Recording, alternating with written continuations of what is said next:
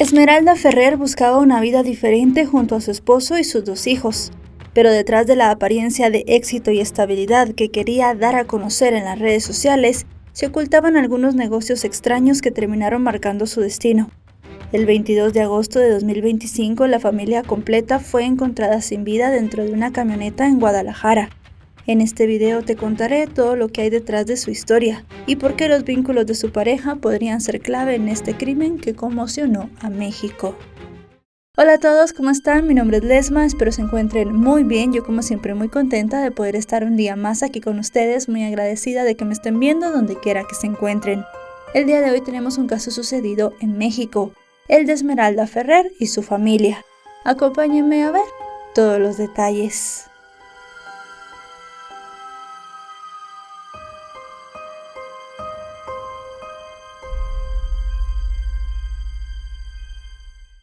Hola chicos, antes de empezar con el caso les quería comentar que también pueden escuchar ya todos mis videos en la plataforma de Spotify. Los tendrán en versión video y también en versión solo audio para que puedan estar al día donde quiera que estén. Ahora sí, demos inicio al video.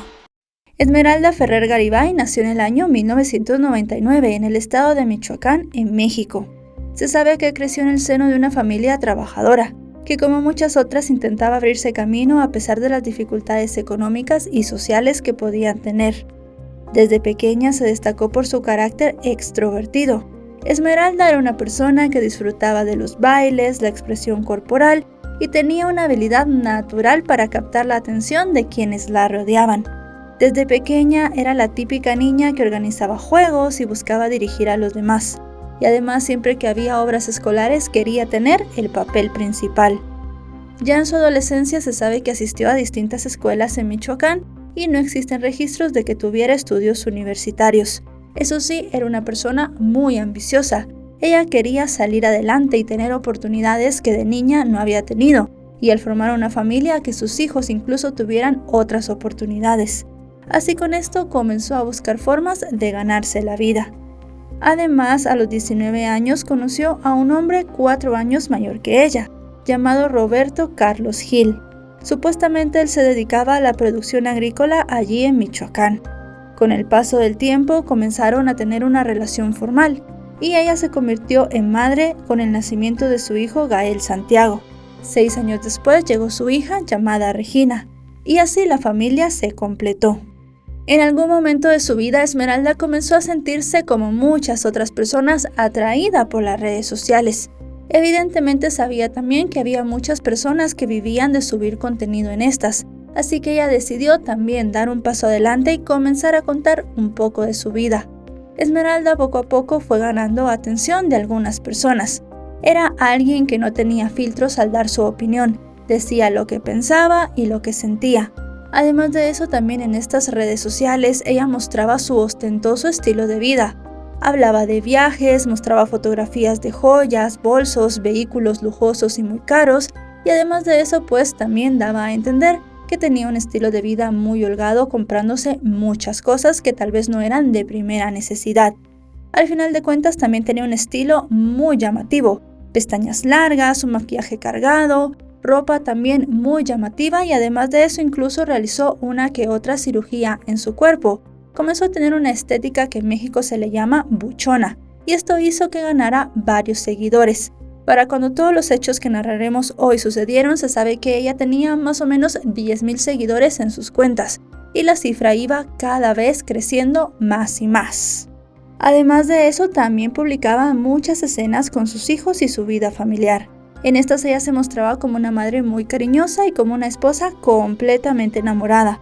Siempre decía que su esposo era una gran persona, que le ayudaba a cumplir sus metas y que incluso le cumplía todos sus caprichos. Eso sí, esto hizo que ella fuera muy polémica en las redes, porque incluso llegó a hacer algunas publicaciones o a compartir publicaciones hechas por otras personas que hicieron que la gente comenzara a pensar que tal vez todo este dinero, todo este lujo y todos estos viajes no venían de negocios que fueran muy correctos o legales, ya que en una ocasión ella compartió una publicación en la cual se mencionaban las ventajas de tener un novio narco, y esto reforzó aún más su imagen polémica en todas las redes sociales.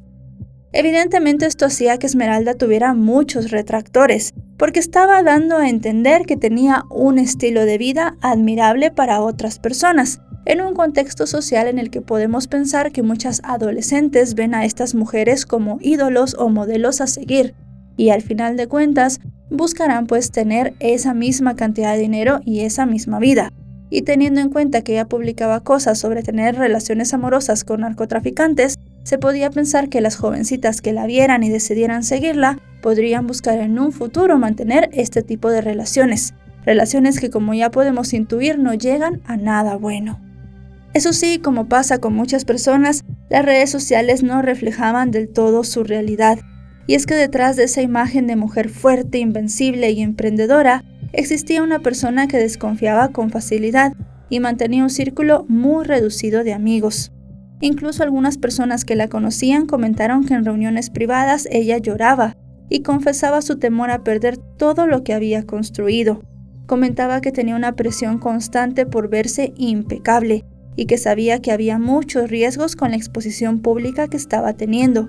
Y además de eso, también a algunos amigos les confesó que los negocios de su esposo estaban teniendo crecientes tensiones. También en sus propias redes sociales y en sus últimas publicaciones se pudo ver que Esmeralda no estaba del todo bien. Ella no mencionaba nombres ni situaciones en concreto, pero sí que compartía algunas publicaciones con frases que podían dar a entender que no estaba bien. Por ejemplo, la frase "no todo lo que brilla es oro". O también compartía mucho la siguiente frase: "a veces una sonrisa esconde un grito". Además de esto, en algunos videos y en algunos en vivos que hizo se le veía con la mirada triste y tenía prolongados lapsos de silencio que comenzaron a despertar sospechas entre sus seguidores. Al final, esta imagen de perfección que ella quería mostrar se estaba desmoronando y las cosas con el paso del tiempo no mejoraron. Y es que si bien la familia ya había construido raíces en Michoacán, tenían allí la infancia de sus hijos, sus recuerdos más antiguos, los negocios de Roberto y la rutina que les había acompañado todos los días, a comienzos de 2025 tomaron una decisión que los transformaría por completo: mudarse a Guadalajara, Jalisco. Pero el traslado no fue inmediato ni fue improvisado, ni tampoco salieron corriendo de su casa. Ellos planificaron muy bien esta mudanza. Se decía que Roberto estaba expandiendo sus negocios, especialmente los de automóviles, y que esta mudanza a esta nueva ciudad haría que el negocio se expandiera todavía más. Esmeralda también le dijo a varios conocidos que ella pensaba que en Guadalajara podía tener más lugares que visitar para sus redes, podía conocer a otras personas que también se dedicaban a hacer contenido, y al final de cuentas esto le traería muchos seguidores y muchas visualizaciones. Recordemos que esto es muy importante para obtener monetización en el contenido, por lo cual para ella era algo muy importante mudarse y lo veía como una oportunidad de vida. Así las cosas poco a poco se fueron mudando y comenzaron a tener una nueva vida en este lugar, sin saber que las cosas no les saldrían como ellos esperaban.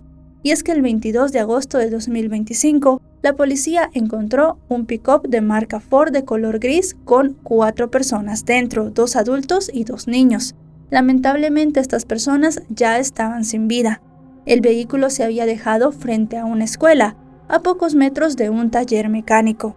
No se les pudo identificar en ese momento a las víctimas, pero unos días después, por medio de exámenes de ADN, se supo que eran Esmeralda, su esposo y sus 2 hijos. En ese momento comenzó una investigación que conmocionaría a todo México y que hasta el día de hoy sigue presentando muchas dudas. Si bien en un principio se pensó que tal vez era un acto de violencia más y que la familia no había sido un blanco exacto de un ataque, con el pasar de los días y de las investigaciones se comenzó a creer que esto en realidad no era así. La noticia obviamente se dio a conocer en todos los portales de noticias, y esto generó una ola de reacciones inmediatas en las redes sociales. Los seguidores de Esmeralda y personas que no la seguían comenzaron a expresarse.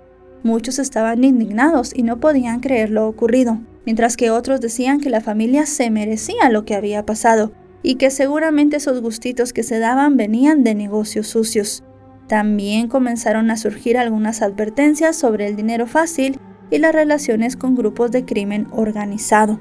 Realmente todo el mundo tenía algo que decir. Como suele suceder en las redes sociales, se comenzaron también a esparcir rumores e hipótesis que nunca fueron confirmadas por la policía. Eso sí, la mayoría de publicaciones estaban cargadas de dolor y de rabia.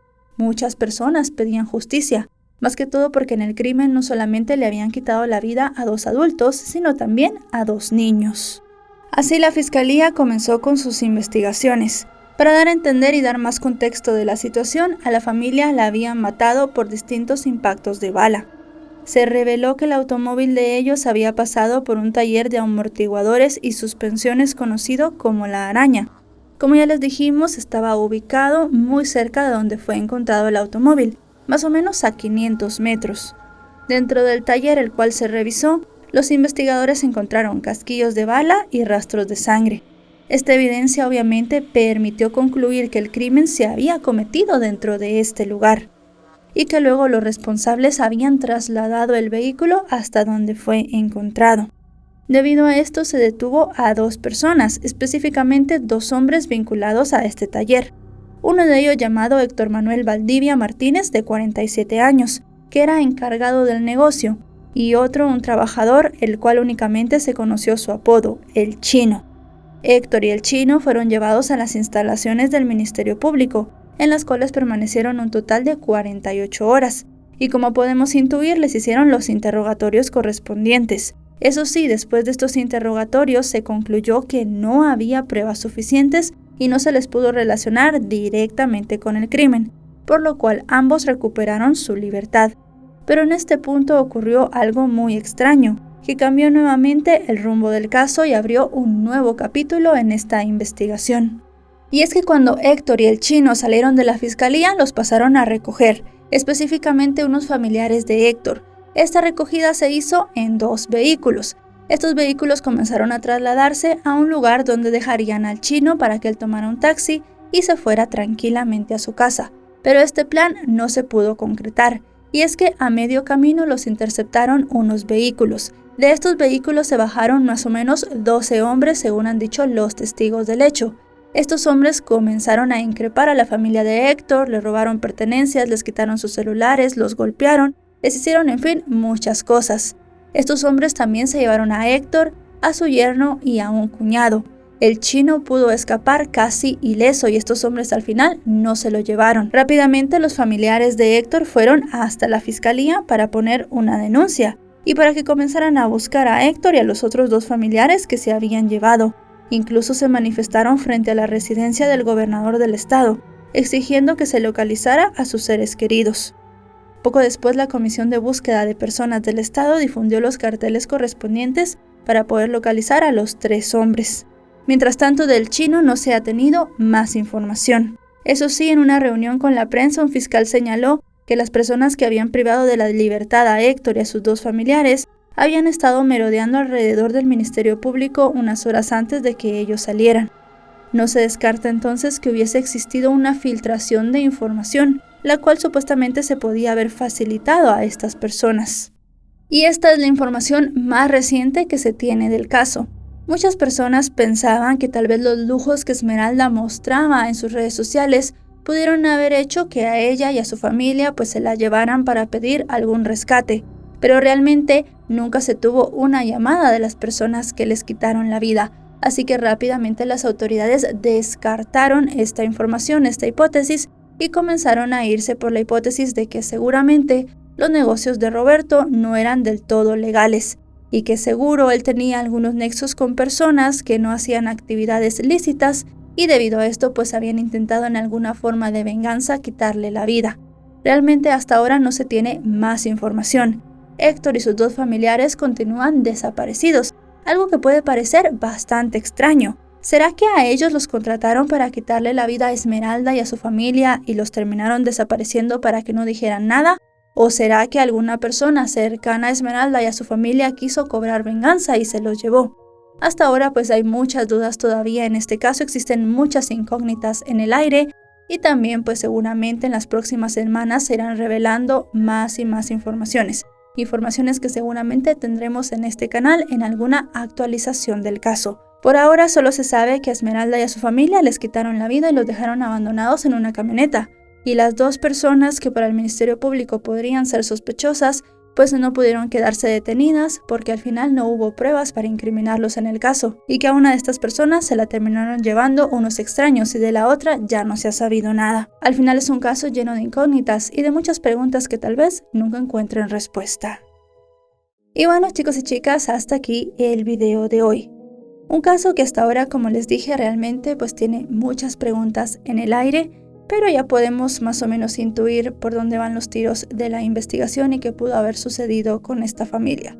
Hasta que no se tenga una línea investigativa que la fiscalía diga que está siguiendo de manera formal, todos son hipótesis y realmente pues no podemos decir exactamente por qué estaban investigando a esta familia, por qué les estaban siguiendo, por qué les quitaron la vida. Al final lo que sí nos queda es que Esmeralda mostraba una vida casi perfecta en las redes sociales y era pues puertas para adentro algo completamente diferente, algo que siempre tenemos que ver en cuenta cuando veamos la vida de los demás en las redes. Muchas veces la gente está mostrando lo mejor que tiene y no muestra sus problemas y las cosas que está viviendo detrás de una pantalla. También es muy importante que las generaciones más jóvenes no piensen que todos estos lujos y todas estas cosas que mucha gente muestra en las redes sociales pueden ser alcanzables solamente a través de negocios ilícitos y no del trabajo y de muchas otras oportunidades que pueden tener. Realmente la idolatría a muchas personas ahora en las redes sociales ha estado creando una generación o algunos jóvenes que busquen siempre la salida fácil, dinero rápido y cantidades exorbitadas que tal vez no se pueden conseguir con un trabajo legal. Al final todas estas cosas son muy importantes de ver y muy importantes de analizar. Si este video les ha parecido informativo, recuerden dejarle un me gusta, recuerden suscribirse si no lo están. Actualizo 3 o 4 veces por semana y si están suscritos les llegará una notificación cada vez que yo suba un video. También me pueden seguir en mis otros canales, subo mucho contenido y se los dejaré en la descripción. Ahora sí, nos vemos hasta otro caso. Adiós.